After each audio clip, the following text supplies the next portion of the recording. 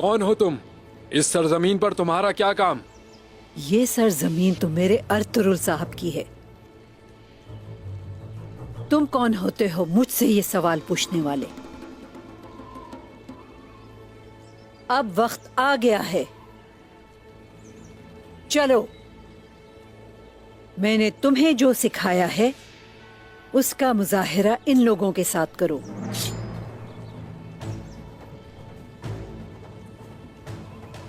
चलो।